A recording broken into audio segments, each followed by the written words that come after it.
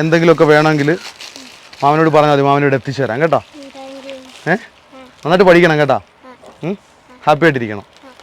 ചേച്ചിയുടെ ഒരു ഫോട്ടോ ഞാൻ കുറച്ച് മുമ്പ് കണ്ടു. എനിക്ക് 2013 തലവേദന തുടങ്ങിയതായിരുന്നു.